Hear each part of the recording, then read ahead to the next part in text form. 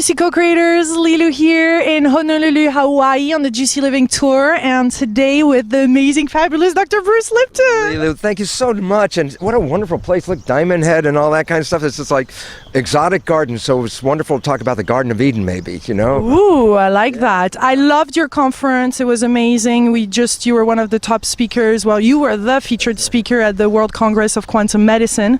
I was a lucky guy. Very lucky to be here with a lot of people that are thinking differently and looking for another and better world. So I love participating, especially to see that there are a lot of young people there as well. And for me, that's really very critical because it's the young people that are going to be, leading this revolution of evolution. Yeah. And that's why I'm so excited at an opportunity to get younger people involved into this whole process because they are the drive force for the evolution that we're facing. And for me, it's really important to talk with them because a lot of them feel so disempowered. Sure. And they feel so, lost, like I can't get my foot into the world, I can't get started in here. And it's sort of like, well, that was the whole intention. Yeah. Because by not being able to be part of the system, we now have about half the population that's not part of the system, which is the most important step in making an evolution. Is if everybody's holding on to the system, you can't change the system. Mm-hmm. But you get 50% of the people that are not holding on to the system, it's like, we're ready for a change. Yeah. And I'm so excited because while they're feeling lost, it's actually, they play the most important part in allowing us to create a new evolution for all of us. Uh-huh. So we currently see the world as a physical, mechanical machine. Everything is chemistry and atoms and stuff like that.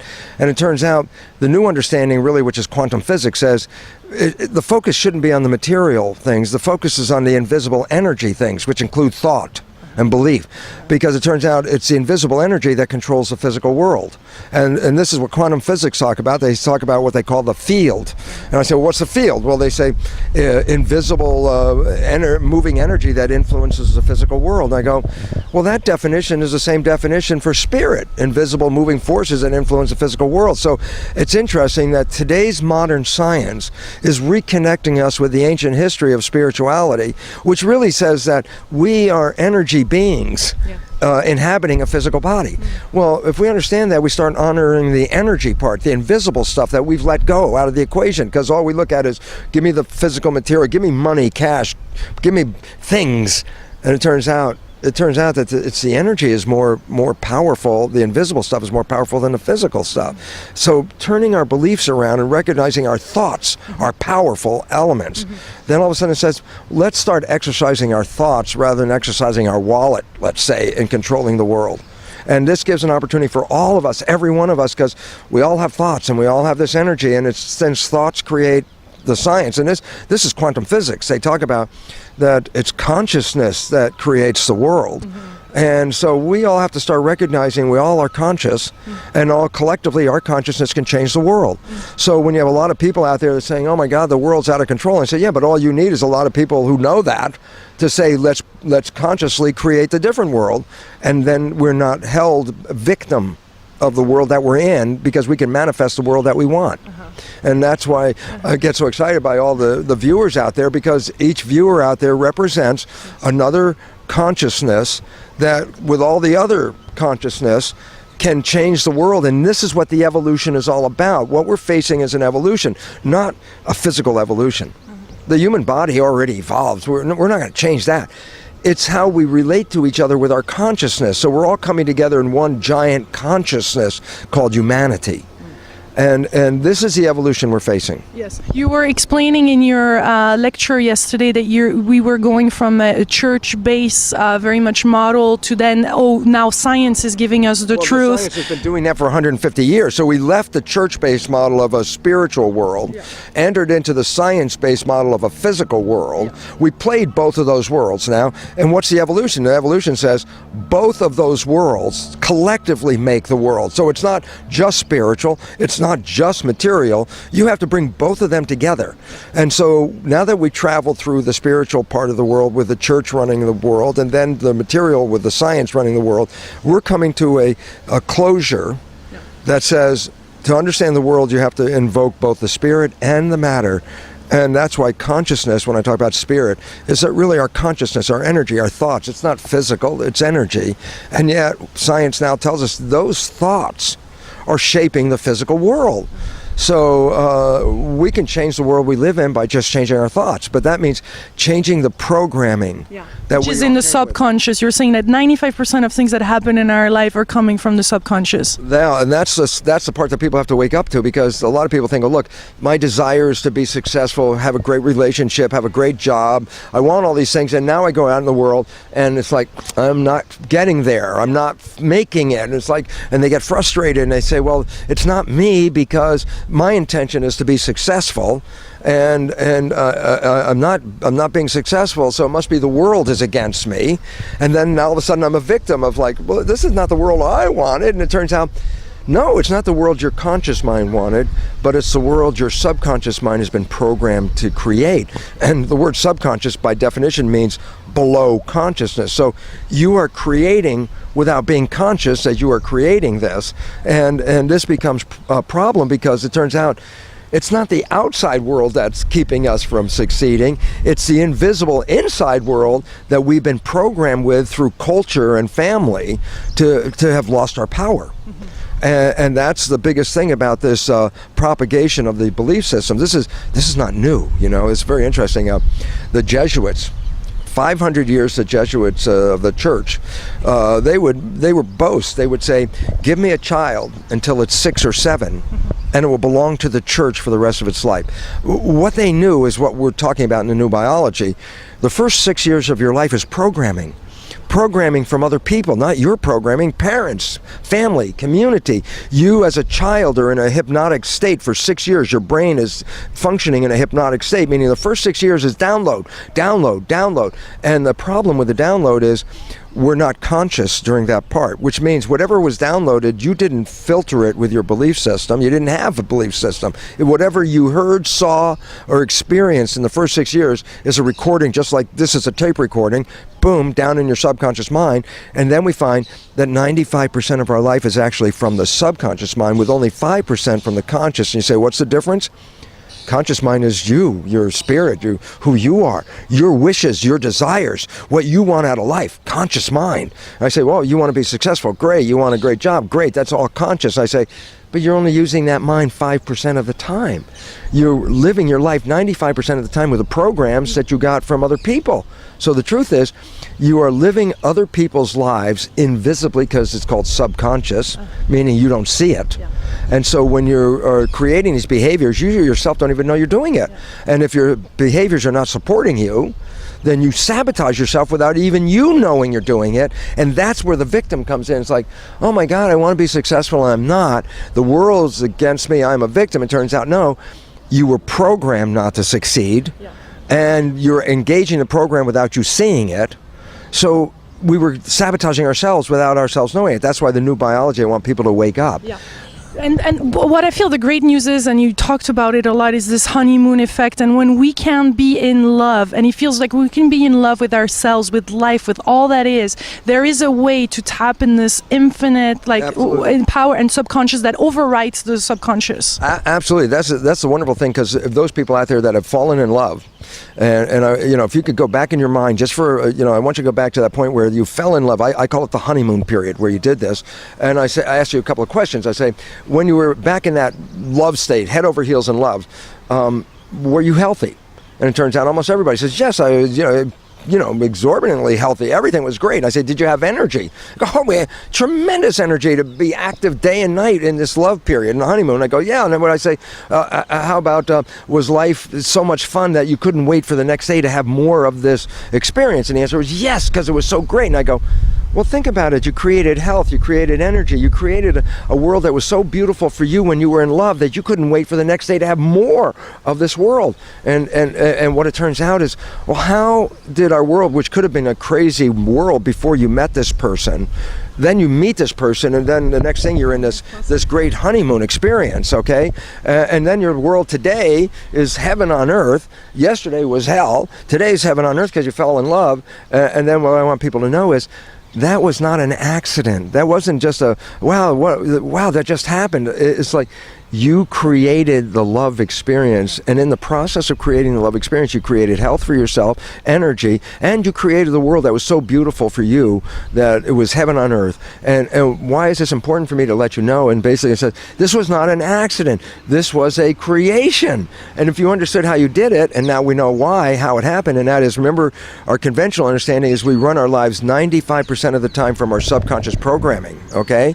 And I'm a little closer here because I think our camera is having a mind of its own. It's in love with another tree or something. I don't know. So basically it says, well, how did the honeymoon happen versus how did the hell the day before happen? The answer was, when you are falling in love, you actually don't go into the subconscious program because the conscious mind is so excited about being here, it doesn't leave, and that's why the problem most of the time is our mind's thinking, and when the conscious mind's thinking, by definition, it's not paying attention, and that's when the subconscious programs run. Yeah. When you're in love, the conscious mind doesn't want to go anywhere, it wants to be right here and take in all that love. So this is one time in your life where you have a tendency to stay in the conscious mind. I said, well, what happens when you stay in the conscious mind? The answer was, you created heaven because you were creating from your wishes and desires. But the moment life gets busy again and your conscious mind starts to travel, then you go to the default, and the default is a subconscious program. But those programs came from your parents, your family, and community, so they're not even your beliefs. So you start living other people's lives. So for me, what does it all mean? And as you express, is like, when we're in love, we create heaven on earth. What if we could learn to stay in our conscious mind, which is called Buddhist mindfulness? It's a practice. It means then you can then have a honeymoon every day for the rest of your life on this planet. Because it was only when we get out of our conscious mind do we return back to the hell on earth again. And that's because we were actually creating that without ourselves even knowing it. I love it. And it really feels like we can, by falling in love, and the gratitude, that's where it is too, the gratitude, the understanding, giving ourselves that love, then we can recreate that every single day. Leela, this is exactly the biggest issue, and here's this. When we have a group of people and we do like kinesiology muscle testing, one of the questions that I love to ask, the first question in muscle testing is, get ready to do a muscle test, hold out your arm, and then make a statement, I love myself. The most surprising thing is, I think up to 80% of the audience will not test positive for that belief. And that's because during our childhood development, we were so criticized by our parents and our family and criticized to do better, which meant at some point is, why are we being criticized? Well, our parents want us to do better, but if our subconscious mind's just recording the criticism and our conscious mind's not there, then our belief of who we are the critical things like, oh, you're not smart enough, you're not lovable enough, you're not, you can't do sports, you don't deserve things. These are what parents say. When we put that down in our subconscious, that becomes our belief system, our subconscious, and since we run our lives 95% of the time from that, that's why when you check, do I love myself, and the answer comes out, well, what kind of childhood language did you hear from your parents? And the issue is that's why 80% of the people cannot test well for loving themselves, because their subconscious never got the program from the parents, oh, you're the most wonderful, loving child, and you can do anything, and we support you in everything and all that. If you didn't get that, then you got criticism. And if that criticism went in the subconscious mind, then that was recorded and you become the criticism.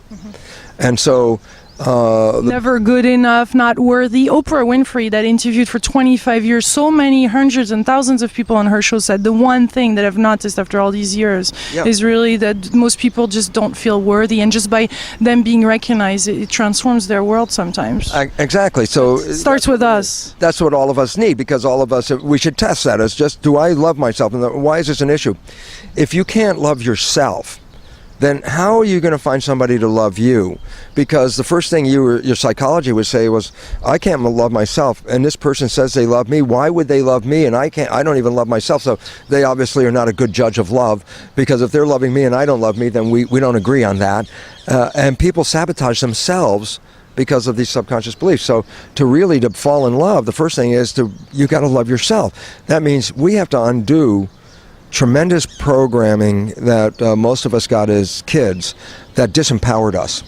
And it's actually very interesting. I said the idea that programming a child for the first 6 years, the Jesuits knew that for 500 years. The government knows that. The people that run the world know that. So what have they done? Collectively, they've given us programs as a group that disempower each one of us because that empowers them. Yeah. So so this is a time of revolution to say, no, take your power back. And the first way of doing that is to own you are a divine entity in this body. So let's start living that way. And we become then, as you were explaining, cultural creatives. How about that? Well, that's the evolution that we need. The evolution says this world doesn't work. And the reason is it's being manipulated, and we are victims in a sense of the world of our belief system. And what it's time for us to recognize now is that cultural creatives are those people that start to look at different beliefs in the conventional world.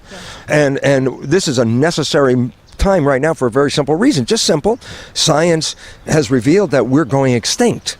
And we're going extinct because our behavior is destroying the fabric of our social organization. It's destroying the environment that we live in. And basically says, well, how are you going to survive? And Albert Einstein says, you cannot solve the problems with the same thinking that created the problem. So it says, oh, then the beliefs that we grew up with are the beliefs that are creating the problem. So how do you get out of it? And the answer is new beliefs.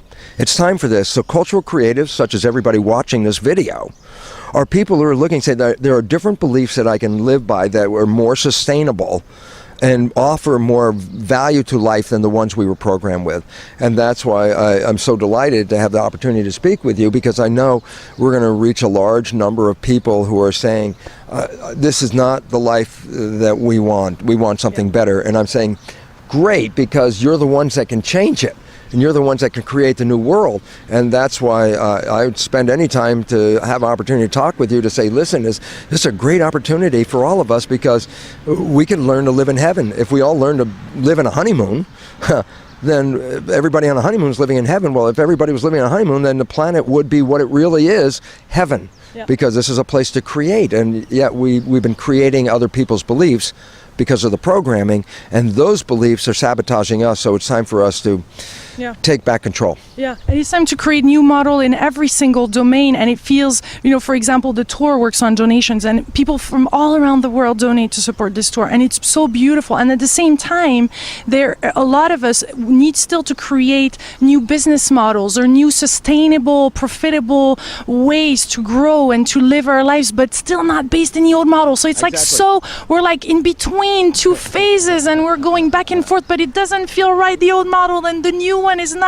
emerging, but not it's emerging, there. But it's called development, and we have to go through development. We have to try things. So every one of us out there is doing an experiment on our own lives. My life is an experiment. If I do this, does it improve my life, or what does it do? So we all have an opportunity to try things. And when we try things, the ones that work, and you keep those, and the ones that don't work, you let those go. And through that development, we get to a place where we are then working in the field of all those beliefs that support us, rather and get rid of all the ones that don't.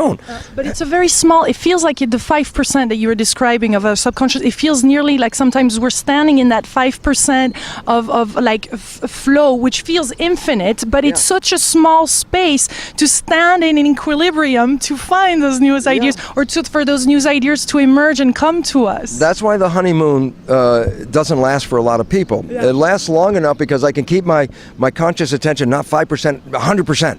But it's very difficult to keep your conscious mind 100% of the time, because we think. And the moment you think, that means your conscious mind is now disconnected. It's into a thought. Well, the problem is if it's thinking, it's not paying attention. And that's by default when the subconscious programs come in. And then by default, we start behaving in ways that are self-sabotaging because the programs in the subconscious primarily came from other people. So, get out of the 5%. Expand that 5%. The more you expand that 5%, the more power you have. And the more power you have, the more you have the opportunity to create heaven on earth. And that, I would see, is having experienced this now for a number of years, because I had to change my old programming. Now I live here, and while all hell looks like it's breaking loose on the planet, wherever I am, like right now, well, this is heaven on earth. And so I realized you can be here, live heaven on earth in the midst of all the craziness that's going on, because if you are controlling your consciousness, then you're controlling your reality. And that's the whole message right there. Beautiful, Bruce. Thank you so much. I have a last little question. I love that you have an earring here, and I know a lot of people that see I you. have three of them, actually. But well, tell us about it. Each one of them represented some big point in my life. The first one was, I remember the first one was, I was teaching at the university and I got tenure, which is like the high level advance in the university. So the day I got tenure, I went out and got an earring put in. And it was funny because I showed back up at work at school the next day, and all my faculty colleagues looked at me and saw the earring, and they just started shaking their head thinking, maybe that was a mistake to give him that tenure kind of stuff like that.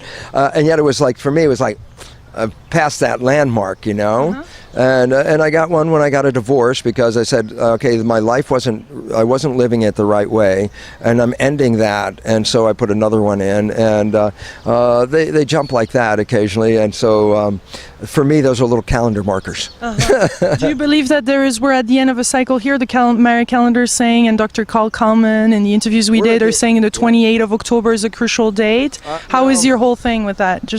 We have to recognize that when a date is given, some people think, oh, it's the exact date at the exact time. And it's like, no. That's a midpoint of what we call a probability curve. Uh-huh. Probability curve, they call that in science a bell-shaped curve because it looks like a bell like that. Yeah. And you put the date in the middle. And then it says, but the actual date could either be before or after that date, depending on the shape of the bell.